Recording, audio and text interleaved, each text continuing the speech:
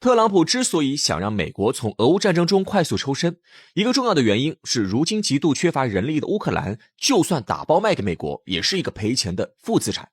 而泽连斯基之所以开始向美国服软，也是因为他意识到了持续贬值的乌克兰已经没有多少被大国利用的价值。俄乌开战至今，乌克兰在领土缩水与战场损失的双重作用下，实际控制的人口数量相比战前巨幅减少。但战争并不是唯一原因，自苏联解体以来，乌克兰的人口就走上了一条漫长的下坡路。对于泽连斯基而言，如果战争再继续下去，整个国家都将人去楼空。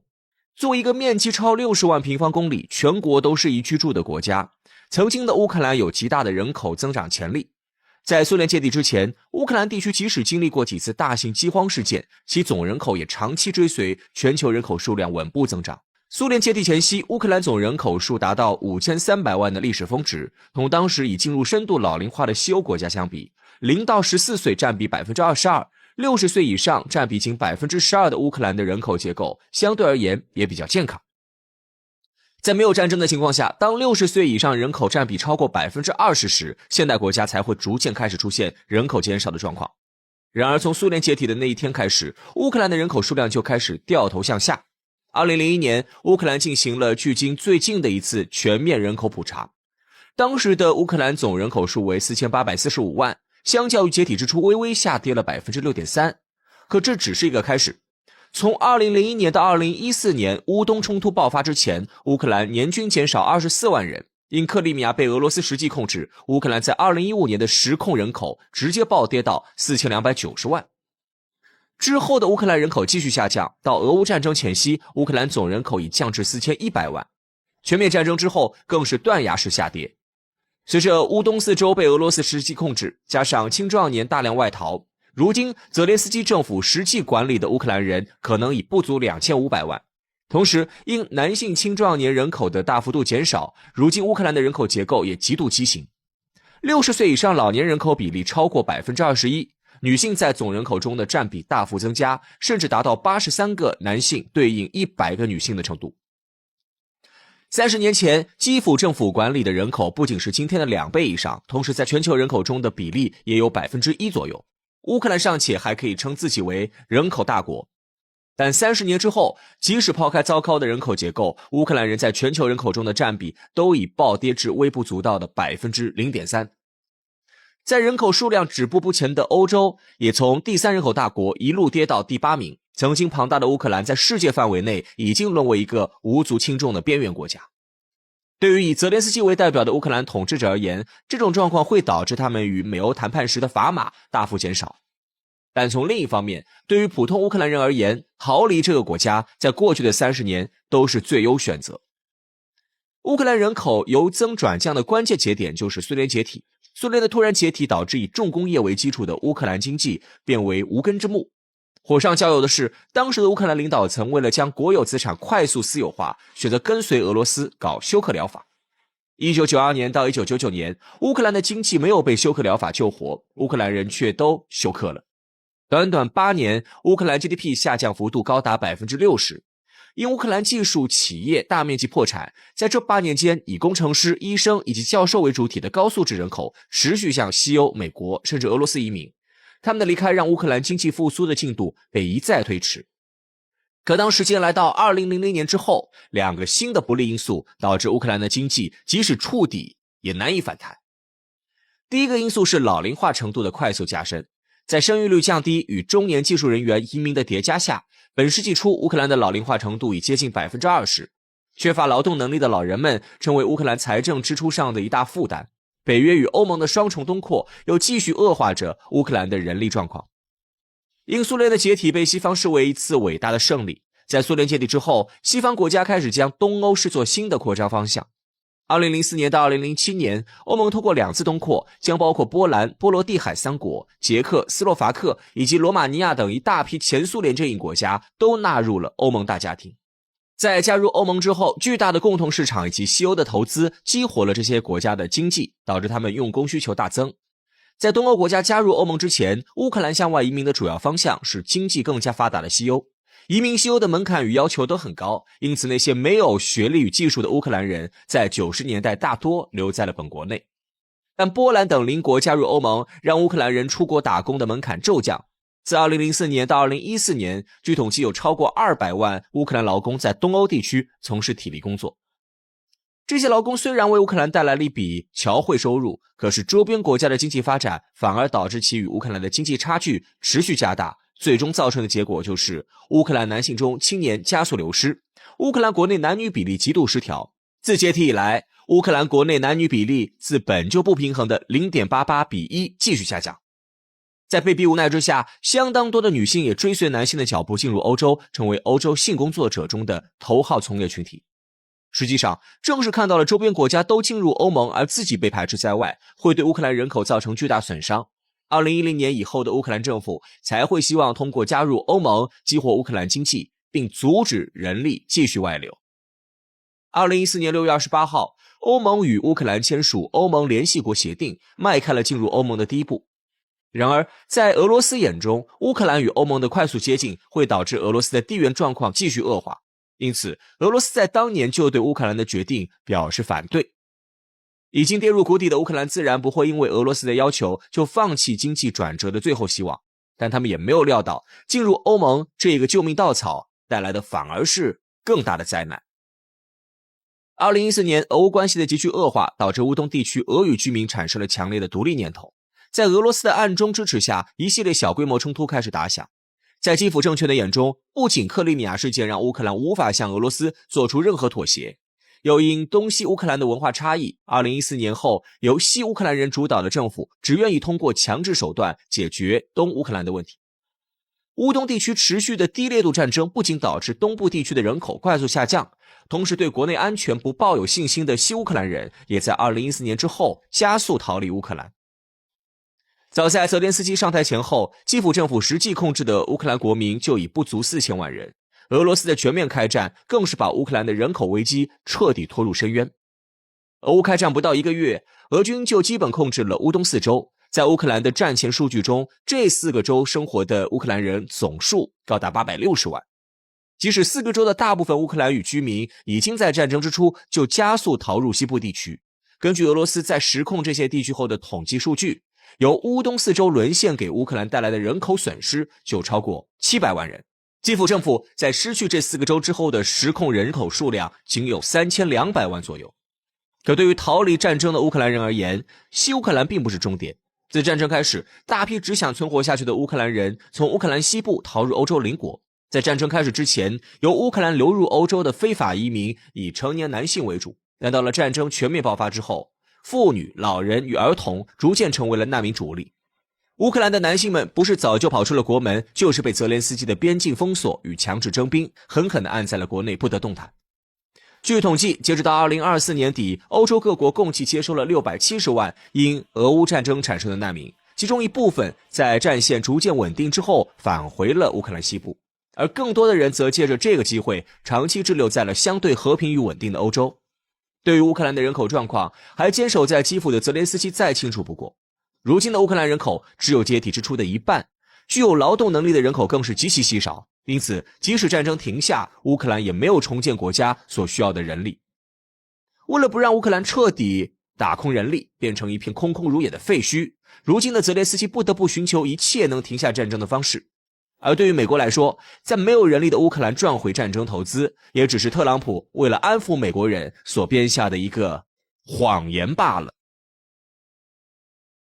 乌克兰经济学家伊戈尔谢列兹基曾在媒体上发表过一篇名为《乌克兰在消失的边缘》的文章。他在文章中写道，如果西方国家不准备接受乌克兰加入欧盟，那么乌克兰可能会把自己的资源出售给中国，以换取俄罗斯的保护。其实，自苏联解体后，中国一直都在向乌克兰购买军工武器。中国的首艘航母辽宁舰的前身瓦良格号航母就是从乌克兰购买的。而除了瓦良格号外，乌克兰还向中国出售过欧洲野牛级大型气垫登陆舰、R2级空导弹、登月舱以及其他一些叫不出来名字的航空发动机、大型燃气轮机部件和苏联时期遗留下来的大量核心设计图纸等等。甚至还一度传出要将世界上最大的飞机安 225 运输机卖给中国。那么乌克兰为何要将如此多重量级的军工装备卖给中国呢？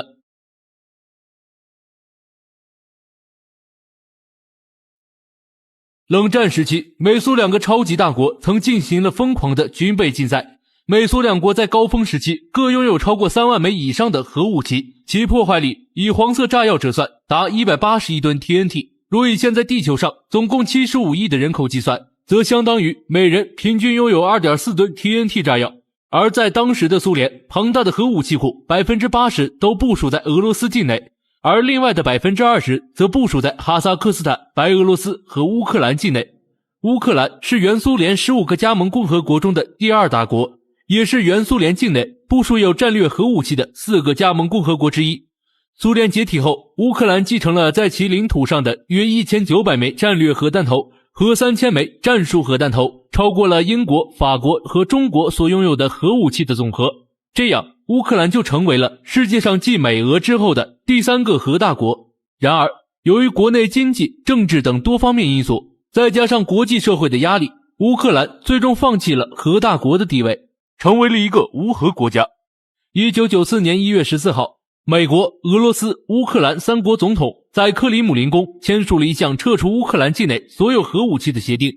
乌克兰同意在10个月内将至少200枚核弹头转移到俄罗斯销毁，并承诺将在最短时间内交出其余库存弹头。除此之外，乌克兰武器中最具杀伤力的176枚 SS-24 和 SS-19 长程多弹头导弹也将在未来10个月内拆除弹头，废除攻击力。经过2年多的努力，到了1996年6月1号，乌克兰总统库奇马宣布已将境内的全部核弹头运出乌克兰，至此乌克兰真正成为了无核国家。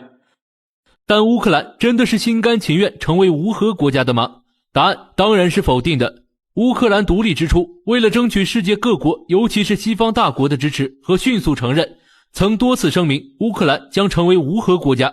于是在1993年6月初，乌克兰最高苏维埃开始审议批准削减战略核武器条约和加入禁止核扩散条约的问题。当时有部分人认为应该批准销毁核武器的条约，他们认为乌克兰无力维持核国家地位，相反，如果坚持拥有核武器，极可能招来经济制裁和国际孤立。然而，更多的人是反对批准该条约的，他们认为没有核武器就没有可靠有效的国防，保留核武器可以赢得西方的尊重，最重要的是拥有核武器可以防范俄罗斯。因为沙皇俄国曾吞并过乌克兰，所以对于俄罗斯，乌克兰一直心存戒备。再加上乌克兰与俄罗斯在独联体的发展方向、克里米亚的归属、黑海舰队的划分以及两国的经济问题等各个方面都有不少纠纷，所以乌克兰大部分人要求拥有核武器，其实都是针对俄罗斯而言的。那么又是什么原因促使乌克兰放弃世界第3核大国的地位，将自己的核武器全部销毁的呢？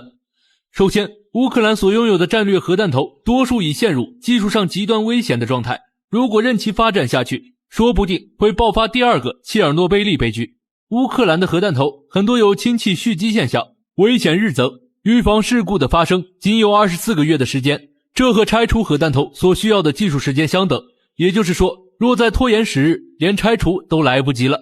乌克兰若想自行将核弹头拆除，既缺经费又缺技术，到那时核武器就不再是王牌了。况且乌克兰在当时正经历着极其深重的经济危机，工农业产值下降到了令人担忧的程度，外债已经超过70亿美元，而且还在逐月增加。由于缺乏资金和原料，数百家工厂处于停工的边缘，绝大多数居民生活在贫困线以下，而核武器的储存和维护都需要大量的资金。在这种情况下，乌克兰根本不可能储存和生产要花费数亿美元的核武器。既然留着这些核武器又危险又花钱，那就不得不想办法处理掉，而拆除核武器正好可以给乌克兰带来经济利益。当时国际社会为了抑制核武器扩散，都曾向有核的中小国家做出承诺，如果他们愿意销毁核武器，就会给予他们经济援助。所以当乌克兰交出战略核武器时，单美国就允诺援助 1.75 亿美元。美国还承诺会将核弹头的铀原料抽出，由美国公司提炼成商用铀，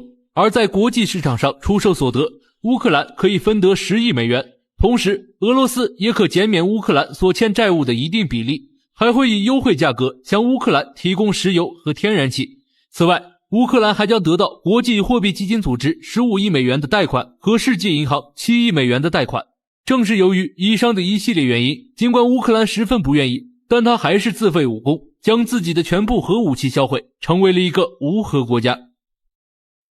然而故事还没有结束，成为无核国家后的乌克兰日子并不好过。当时苏联解体时，原苏联各个成员国的经济发展都极其困难，物质水平几乎达不到及格线。虽说乌克兰继承了苏联大约1/3的军工产能，各种武器装备堆积如山，甚至诸如安东诺夫设计局、南方机械制造厂、黑海造船厂等一大批行业巨头都成为了乌克兰独有的本土产业。但这些东西在当时只能说中看不中用，因为随着苏联的解体，美苏冷战时期庞大的军工力量也随之消散，之前军备竞赛时留下的军工装备根本消化不掉，更不用说制造新的武器了。而不制造新武器就意味着那些军工厂没有新的订单，而没有新订单就只能宣告破产。于是军工领域的大量专家、工程师失业或是工资锐减，生活一度陷入困难。而乌克兰继承的那些大量的武器也成了没用的破铜烂铁，老百姓不可能靠着这一堆破铜烂铁过日子，只有充足的面包牛奶才能解决他们的燃眉之急。